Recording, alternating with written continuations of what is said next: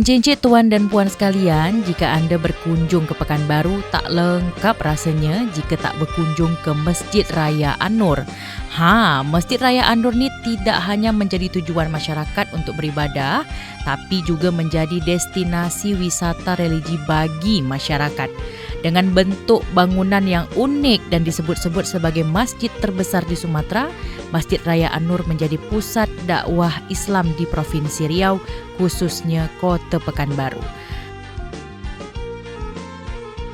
Assalamualaikum warahmatullahi wabarakatuh. Selamat datang kembali cincin tuan dan puan di Jelajah Bumi Lancang Kuning.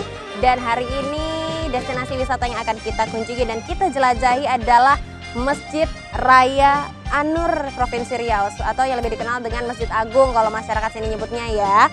Dan nanti kita akan ke dalam, kita akan lihat-lihat fasilitas apa yang diberikan oleh Masjid Raya An-Nur ini kepada seluruh masyarakat Riau dan juga Kota Pekanbaru khususnya.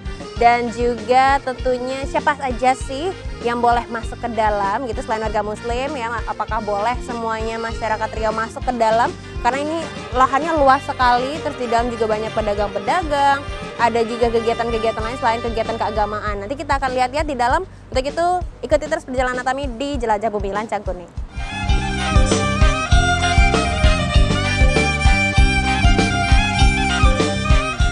Encik-encik, tuan dan puan sekalian, Masjid Raya An-Nur Riau terletak di pusat Kota Pekanbaru. Tepatnya nih dekat Jalan Hang Tuah. Masjid ini pun memiliki sarana komplit sebagai Islamic Center dan juga dilengkapi taman yang indah serta luas. Encik, tuan dan puan, apabila kita amati arsitekturnya, Masjid Raya An-Nur ini memiliki sebagian persamaan dengan Taj Mahal. Mungkin Cik Tuan Puan dah sering mendengar Masjid Raya An-Nur ni merupakan Taj Mahalnya Provinsi Riau ya. Arsitektur Masjid Agung An-Nur ini didesain oleh Insinyur Roseno dengan ukuran 50 kali 50 meter yang terdapat dalam satu pekarangan yang luasnya 400 kali 200 meter. Dan masjid provinsi ini dengan bentuk bangunan yang menarik, dilengkapi tiang yang besar serta tinggi melambangkan kebesarannya. Sejak dibangun pada tahun 1962 lalu, masjid ini pun merupakan kebanggaan masyarakat Riau yang terus mengalami renovasi. Meskipun Cik Tuan Puan direnovasi, namun bangunan yang lama tetap dijaga utuh. Bahkan luas kawasan Masjid Raya An-Nur ini mencapai 11,5 hektar. Luasnya.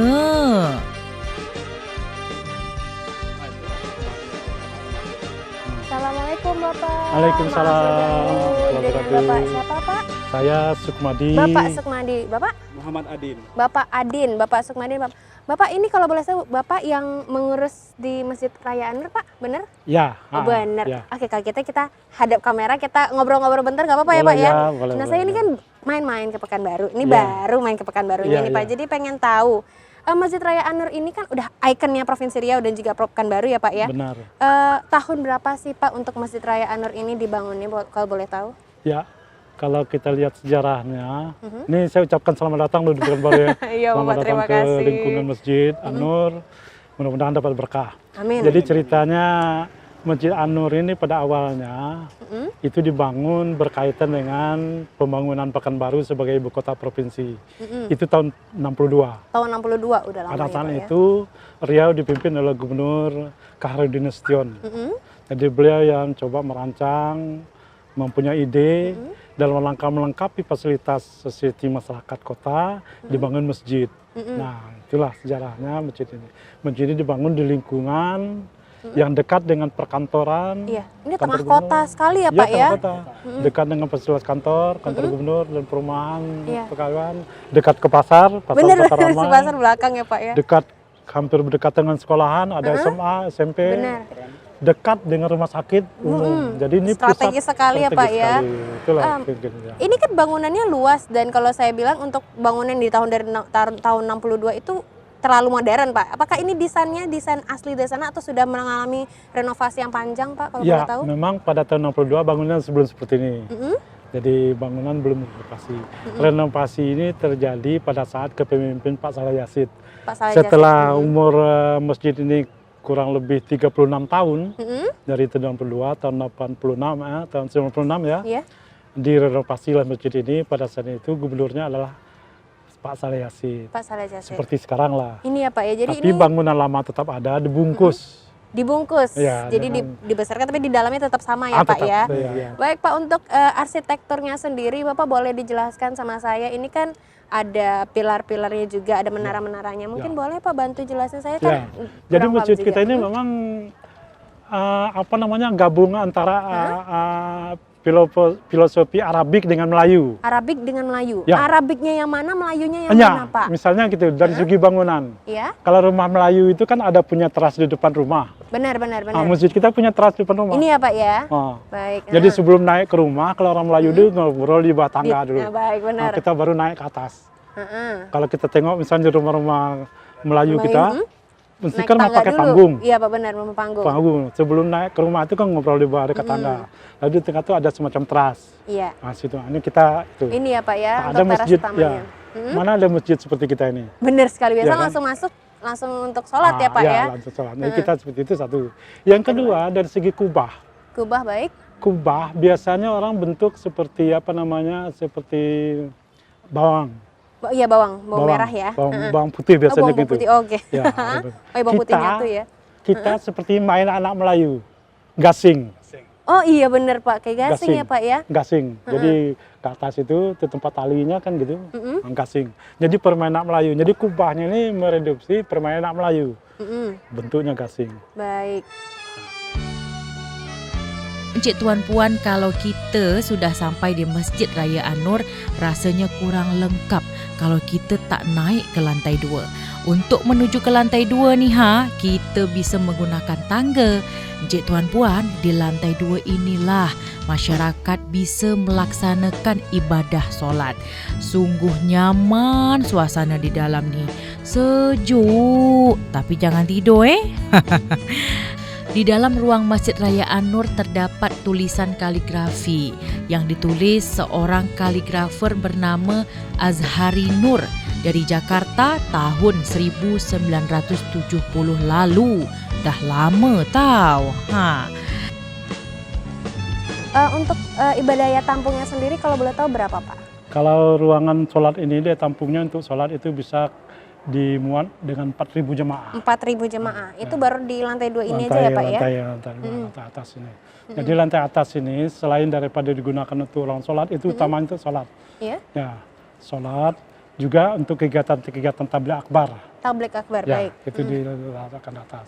Tapi mau nanya juga Pak, untuk konsep desainnya sendiri, ini mengadaptasi dari mana? Ya. Kalau di luar kan tadi India dan Arab. Ya. Kalau di dalam ini terinspirasi dari manakah dulu arsiteknya gitu Ya, Pak? ya.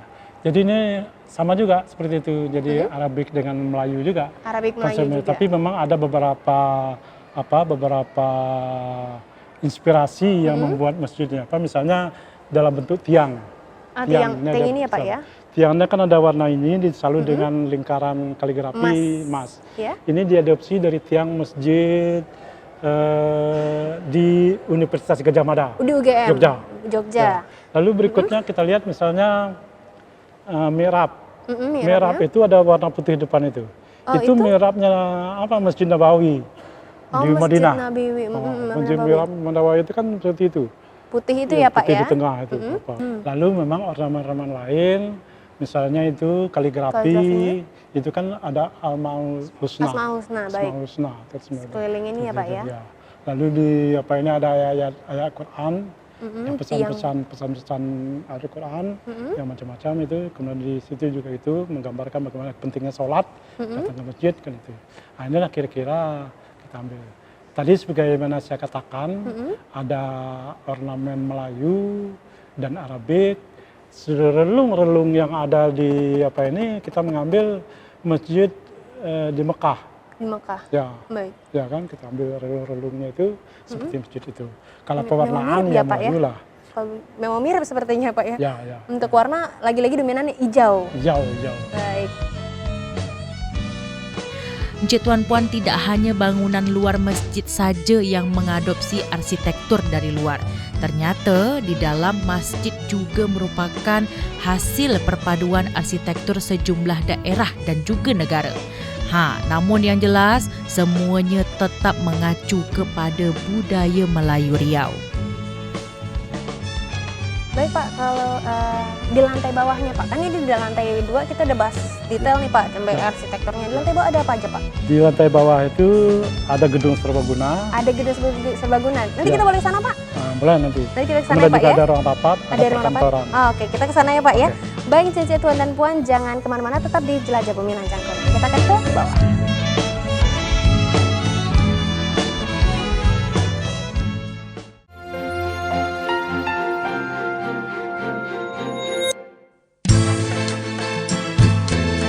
Encik Tuan dan Puan, jika di dalam masjid kita dapat melihat bagaimana keindahan arsitekturnya, untuk lantai 1 ini terdapat berbagai ruangan perkantoran seperti Kantor Majlis Taklim Riau dan Badan Amil Zakat Nasional, Basnas Riau dan juga perpustakaan. Selain itu Cik Tuan Puan, terdapat juga sarana pendidikan. Encik Tuan Puan, ternyata di lantai 1 ni kita juga bisa menyaksikan bagaimana antusias masyarakat Pekanbaru memanfaatkan sarana dan fasilitas yang ada. Biasanya kegiatan ini meliputi kegiatan keagamaan, pendidikan dan juga pelatihan. Baik Cici Tuan dan Puan, tadi kan sudah di lantai 2 ya Pak ya, dan diajak ke lantai 1 sama Pak Sukmadi, terus masuk ke salah satu ruangan yang lagi ada kegiatan ini Pak. Kalau boleh ceritakan ini kegiatan apa Pak? Ya, jadi di lantai dasar ini pada prinsipnya adalah tempat mengadakan kegiatan. Untuk mengadakan kegiatan.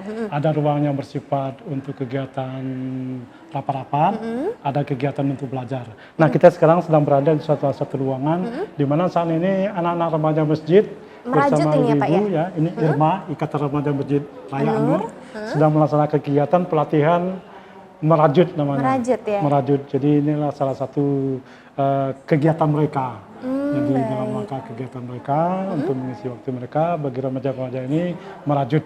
Yang hasilnya nanti tentu bisa dijadikan dijual sampai beli untuk kebutuhan masyarakat. Ya. Baik, ini kalau mau gabung gimana Pak? Mau Misalnya gabung pengen gabung sama remaja iya masjid. benar. Silakan datang. Jadi di masjid ini ada kegiatan, ada masjid remaja, nanti jumpa pengurusnya, yang termasuk beliau ini Pak Adi, salah satu pengurus masjid saya.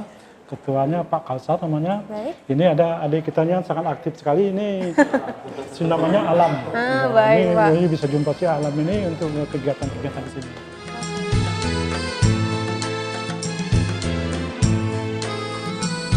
Di lantai 1 ini terdapat juga gedung serbaguna yang bisa menampung hingga 900 orang. Bayangkan bagaimana besar dia. Biasanya gedung serbaguna ini digunakan untuk kegiatan pengajian Al-Quran, tafsir Quran, seminar dan lain sebagainya. Jadi ini ruangan serbaguna yang agak lebih besar. Kalau tadi yang agak kecil ya. Bisa Ini terpapat gedung tadi ya. yang bisa dipakai untuk berbagai kegiatan.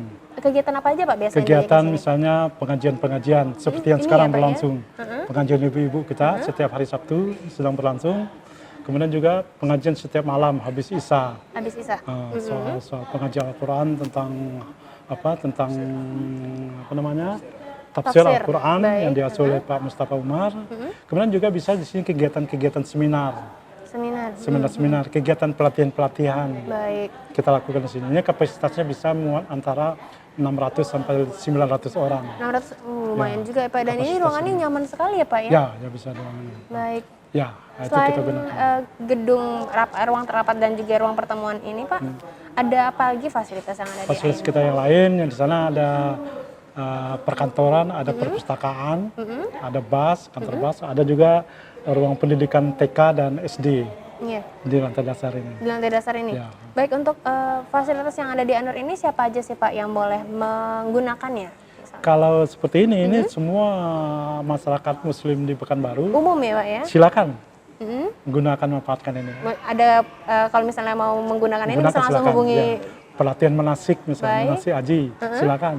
Baik yang dilaksanakan oleh berbagai KBH, sering juga itu pakai ruangnya itu silakan. Jadi dengan syarat tentu ikuti aturan kita. Baik, baik Bapak. Ya. Selain gedung serbaguna, di lantai 1 ini juga terdapat perpustakaan. Perpustakaan ini berisikan buku-buku agama, kemudian buku-buku umum yang merupakan sumbangan dari masyarakat. Menariknya Encik Tuan Puan, di perpustakaan ini kita bisa menemukan salinan Al-Quran yang ukurannya 1,5 meter. Besarnya. Al-Quran ini ditulis tangan oleh almarhum Said Hamzah yang merupakan tokoh agama dan pendidik di Riau. Tulisan tangan almarhum Said Hamzah yang asli disumbangkan di Perpustakaan Suman HS. Sedangkan yang berada di Perpustakaan Masjid Raya An-Nur ini merupakan salinannya saja. Al-Quran yang ditulis tangan ini merupakan bukti dari ketekunan seorang almarhum Said Hamzah. Patut kita contoh ya Encik Tuan Puan. Dengan fasilitas yang lengkap, tentu diperlukan badan pengelola yang betul-betul profesional dalam mengelola masjid ikon masyarakat Riau ini. Masjid Raya An-Nur dikelola oleh Badan Kesejahteraan Masjid Raya An-Nur yang kepengurusannya dibentuk berdasarkan surat keputusan Gubernur Riau. Selain memanfaatkan fasilitas yang ada dengan berbagai kegiatan keagamaan, kemudian pendidikan, lantas Cik Tuan Puan, apa saja fasilitas lainnya yang bisa dimanfaatkan oleh masyarakat di halaman Masjid Raya An-Nur ini? Jangan kemana-mana, tetap di Jelajah Bumi Lancang Kuning.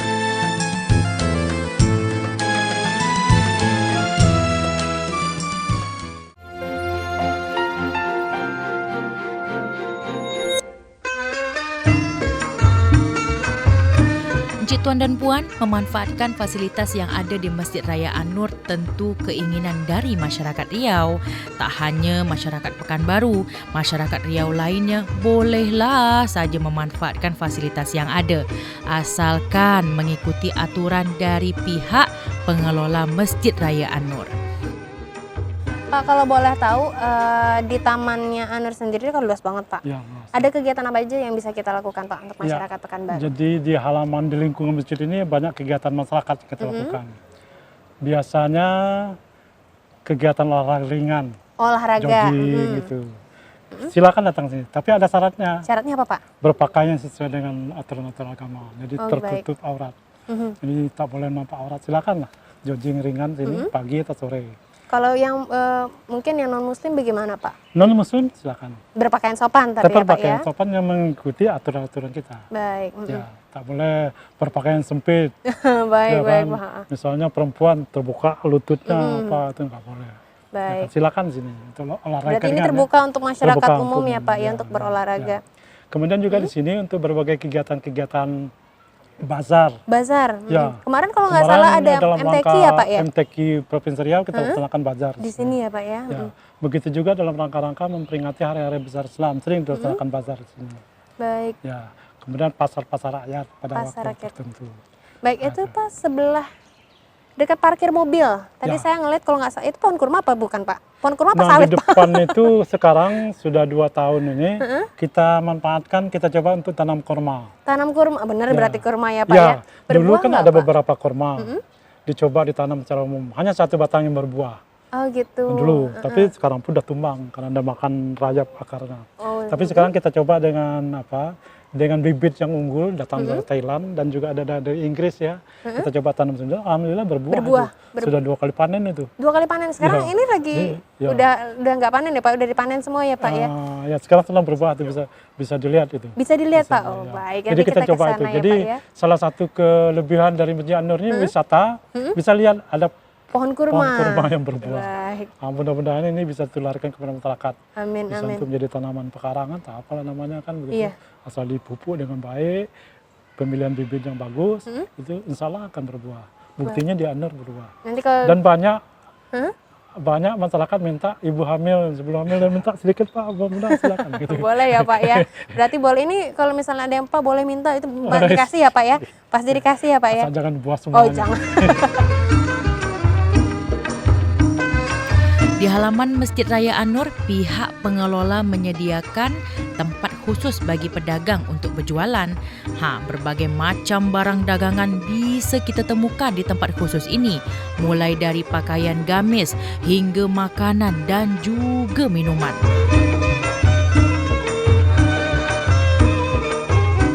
Siapa? Ibu Miss. Ibu Miss, jualan apa aja Bu di sini nih Bu, kalau boleh tahu Bu?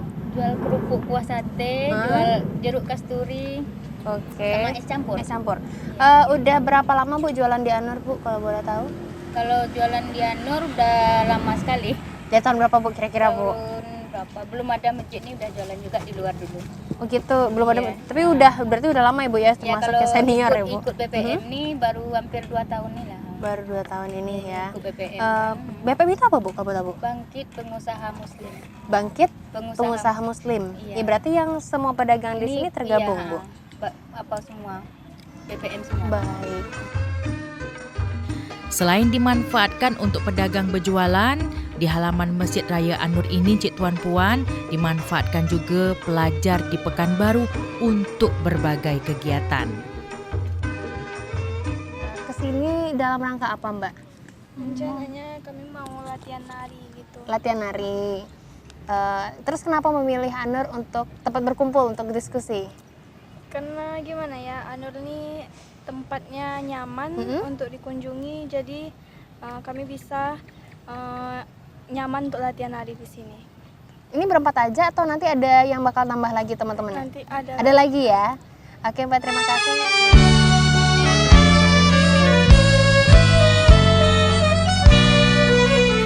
Masjid Raya An-Nur sudah menjadi public area bagi masyarakat. Masyarakat memanfaatkan halaman masjid ini untuk berolahraga. Encik Tuan Puan, biasanya masyarakat melakukan olahraga pada pagi hari dan sore hari. Jika hari Sabtu dan Minggu, halaman Masjid Raya ni penuh sangat oleh masyarakat Pekanbaru untuk berolahraga. Tak apalah, sehat ya. Mereka betul-betul dengan sukacita memanfaatkan halaman Masjid Raya An-Nur ini dengan berbagai kegiatan olahraga. Tak hanya dari kalangan orang dewasa, baik pria maupun wanita, namun juga kalangan anak-anak.